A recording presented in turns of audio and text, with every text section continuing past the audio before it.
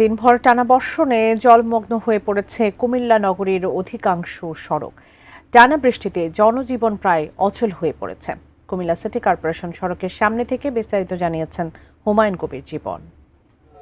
টানা 2 দিনের বৃষ্টিতে কুমিল্লা শহরের বিভিন্ন সড়কে কিন্তু জলাবদ্ধতা সৃষ্টি হয়েছে এবং আমি এই মুহূর্তে আছি বর্তমানে কুমিল্লা সিটি কর্পোরেশনের যে সড়কটি রয়েছে সেই সড়কও কিন্তু জলাবদ্ধতা সৃষ্টি হয়েছে এবং বিশেষ করে আসলে এই সড়কে কিন্তু পানি উন্নয়ন বোর্ড রয়েছে, সেই সাথে কুমিল্লা কেন্দ্রীয় কারাগার রয়েছে। তো এবং এই সড়কে এখন আমরা যে জায়গাটি দেখাচ্ছি সেটি কিন্তু আসলে অনেক গুরুত্বপূর্ণ একটি সড়ক। এই সড়কে কিন্তু প্রশাসনের বিভিন্ন দপ্তর রয়েছে এবং আমি এই মুহূর্তে সিটি কর্পোরেশনের সামনে আছি। সিটি কর্পোরেশনের যেখানে আসলে এই জলবদ্ধতা নিরসনে ভূমিকা রাখার কথা, সেই সিটি কর্পোরেশনের সড়কে কিন্তু আমরা পানি দেখতে পেয়েছি, বিশেষ করে জলবদ্ধতার সৃষ্টি হচ্ছে। এবং অন্যদিকে আমরা যদি বলি আসলে চকবাজার, টমচুমরি সহ নগরের বিশেষ করে বিসিক শিল্পনগরী এলাকা, সেখানেও কিন্তু আসলে এই পানি কিন্তু জমে জলবদ্ধতার সৃষ্টি হচ্ছে এবং নগরবাসী কিন্তু সীমাহীন ভোগান্তির শিকার হচ্ছেন এবং সেই সাথে কিন্তু যারা যানবাহন নিয়ে এই সড়কগুলোতে চলাচল করছেন সেখানেও কিন্তু তারা আসলে অনেক জায়গায় গাড়ি নষ্ট হয়ে যাচ্ছে। তো বিশেষ করে আসলে এই জলবদ্ধতার কারণে নগরবাসী কিন্তু আসলে সীমাহীন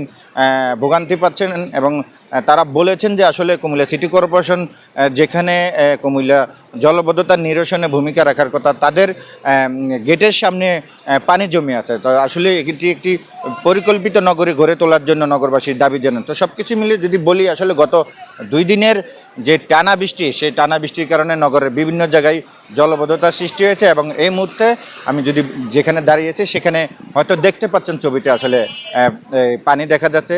তো এই ছিল কুমিল্লা 2 দিনের বৃষ্টির জলবদ্ধতার সর্বশেষ।